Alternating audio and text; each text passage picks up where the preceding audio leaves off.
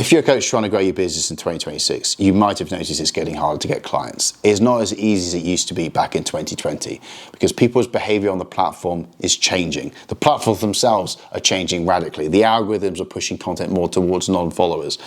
And stimulus fatigue exists. People have been pushed the same old offers over and over again.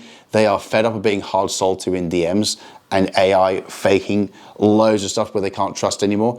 Also, the amount of volume of content that is now is so much more content out there online. There's so many more people in the space, and the overall competency level of skill, or the skill of coaching, is decreasing because more people are taking it up, which means what's the typical experience of people with online coaches? So all of this combines, it gives you a harder task to get clients and break through that inertia, which means there's a disproportionately more importance placed on your content to stand out and help to attract clients. And to add to that, the problem I see is a lot of coaches out there are just trying to go viral. They're trying to copy trends and topics. They still are not aware that getting or someone to sign up to your service is a very different skill and requires a different approach than growing your following.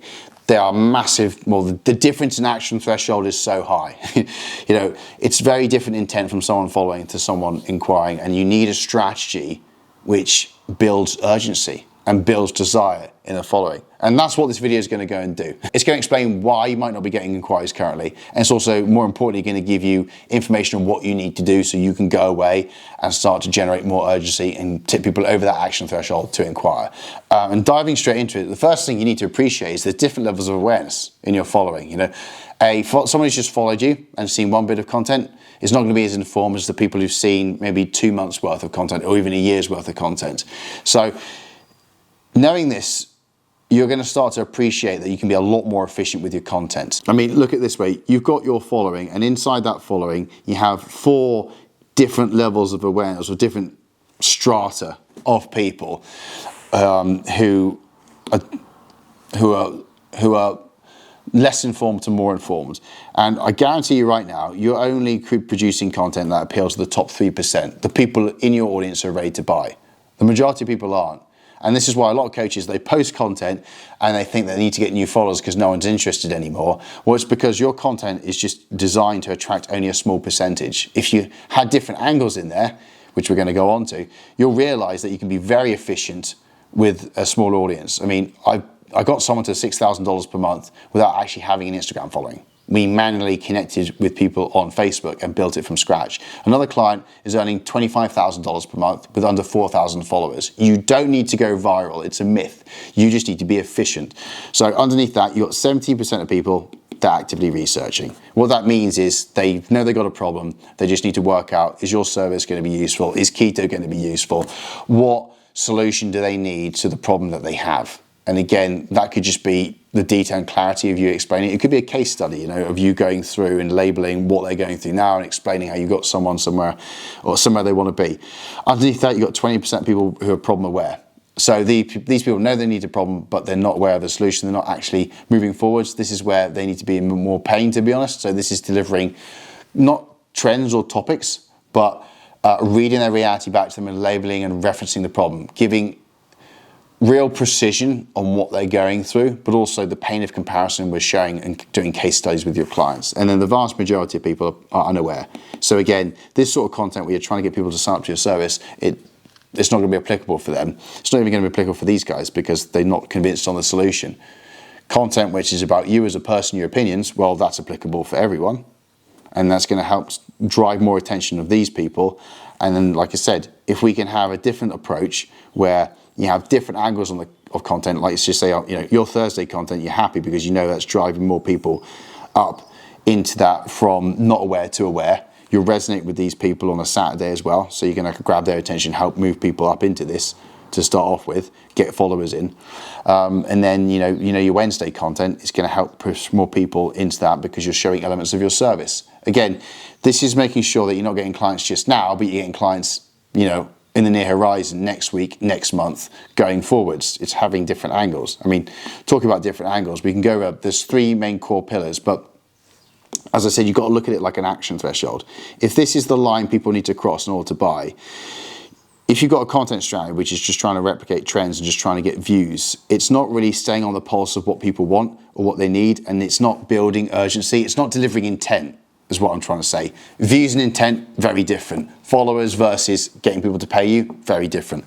And it never tips over there. Conversely, if you have content which has different angles and it starts to build that urgency and that intent in your following to the point where it crosses that action threshold, then that's when you get someone to kind of hand over the money.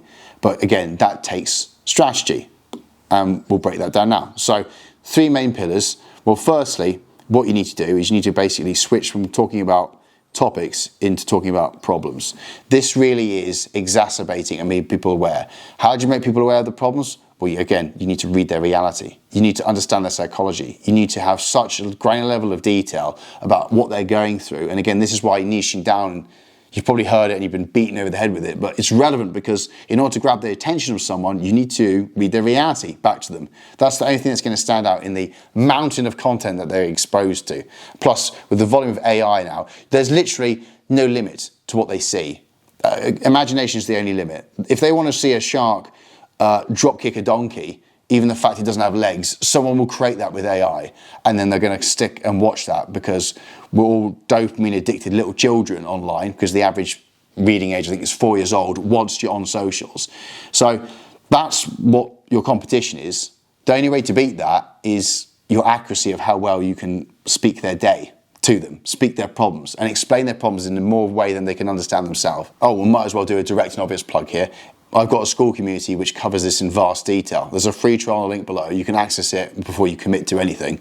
But in there, we cover the psychology of influence. You understand, how do you read someone's reality back to them? What do you put into your content specifically? How do you take the information in this video, put it on a boatload of steroids, and then do this at a much higher rate, and then fit other strategies in there together to get more people coming through? And then once they're through, how do you impact them? How do you actually deliver or get more adherence out of your clients with question frameworks? And then how do you get better results, which attract more indirect inquiries, but also prove better relationships, which gets more people to refer you in the first place? Again, trying to get better relationships and better word of mouth to then leverage and put content like this in front of the right people.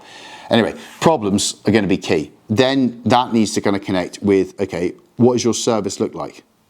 Actually, I'll tell you what, just because I'm a marketing genius, we're going to change that to make it more memorable. We're going to go into, what is your process? Showing what you're doing on the inside of service is important. You know, if it's more about, like, you know, Gary Vee, don't take it from me, take it from him. Because if you document and you show off, you're not trying to push anything. If you're just literally showing a window into your service, people lean in. If you tell me what to do, I'll tell you to go and F off. Whereas if you show me other people succeeding and you show me what you've got, I naturally lean in and want to know more. So again, you're leaning into that eavesdropping effect, that human psychology of, I want that, what is that? Rather than, oh, don't tell me what to do. You know, everyone's a contrarian, and I am as well. So there we go. A bit of honest truth. And then lastly, you've got proof. You can see why I'm a marketing genius now with a triple P. And what you need to do is strategize your content so it rotates between these 3 core pillars. And you get this flywheel going round and round and round and round and round and round. And people being exposed to that over and over and over and over again. That is what urgency is. That's what drives and develops intent, because when you exacerbate their problems and you make them aware and you move them up the pyramid, and they then see other people succeeding, they hear about it, they hear the reality of what they're going through right now, and then they look at a photo of someone who's gone through what they're going through right now, and they see the evidence that that can change. That starts to create excitement, but it's also that interest, that intrigue, and then they hear the problem again.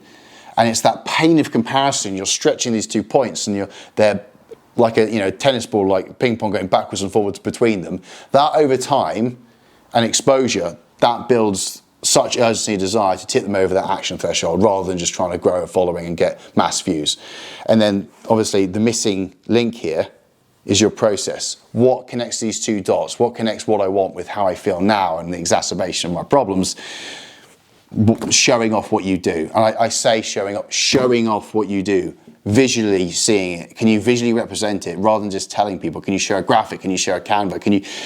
Can you show a process which looks interesting and unique? Because if it's interesting and unique, I know I haven't tried that before, and I immediately can't disregard it. Again, little things like this go a long way, because people are more visually stimulated than they are mentally or audibly.